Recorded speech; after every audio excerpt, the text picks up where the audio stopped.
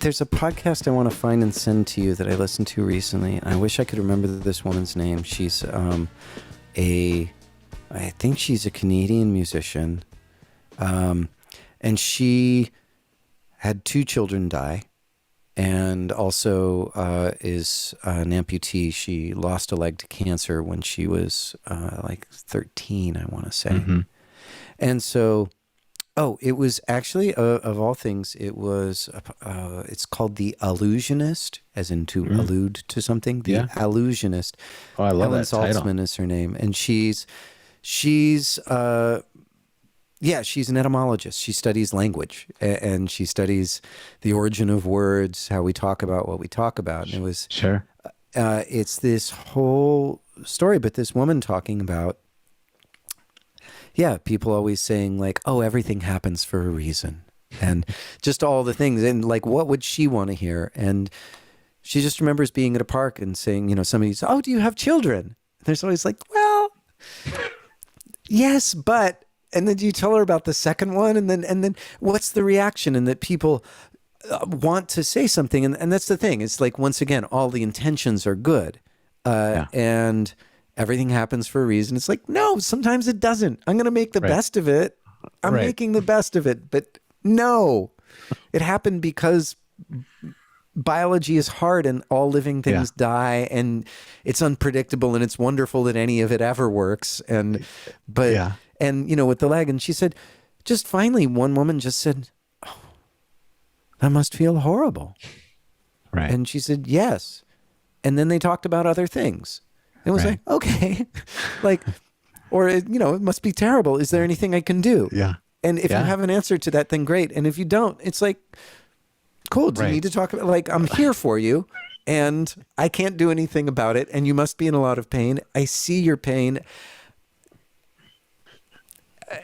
It so just true. is. And it's so hard for us to sit there and deal with that. And I've tried to borrow that at times where, one of my daughters, we have 3, and Faith's doing great, by the way. She's 15. Great. She's in high school, but, she's got her own world and her own needs. But I mean, fantastic. I can't, if you're in town, I'd love for you to meet her, because you'd be like, I can't believe this.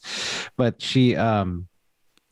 but I remember my older girls are, I just, sometimes I'm like that. It just sucks. I don't know what to tell you. I can't make it better. I want to listen and help, but sometimes you can't control something, especially other people or relationships. It just sucks until it doesn't suck anymore. Yeah. It's hard to tell that to an 18 or 19 or 21-year-old sometimes, because they don't have quite the time, and they don't have the cache of life experiences where they can relate to that so much. They just want it to be better. And there's belonging as well. I mean, I just played the only show I've played since this started. I don't even know if it was a show. It was a memorial for Charlotte Figge, who was, she had, I never say it right, Dravet syndrome. So it's this really intense form of pediatric epilepsy. And she was the girl that kind of started the CBD revolution. Her parents went to Colorado. My friends, the Stanley brothers, made the medicine for them, and gave her, she passed away of COVID last year at age 13. So, my gosh.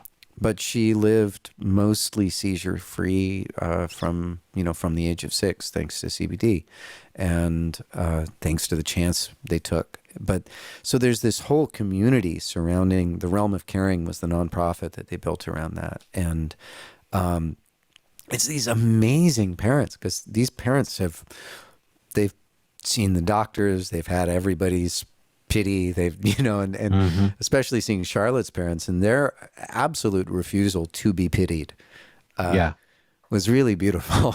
And they're like and there's something about Heather Jackson as well, who runs Realm of Caring, and her son was, I think, their third.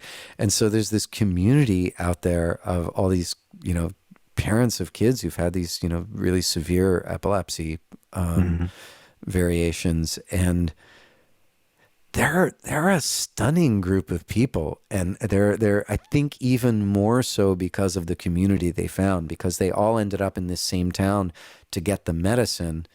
They also ended up having, these really regular gatherings, and so it was support for all the siblings.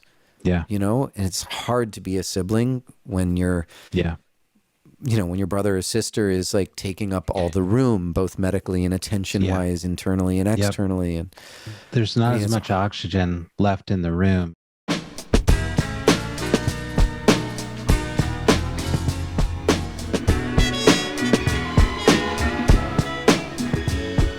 The Full Exposure Podcast is brought to you by Metro Health, University of Michigan Health, and Dr. Peter Hahn, in appreciation of the creative and artistic visionaries who enrich our lives through cultural connections.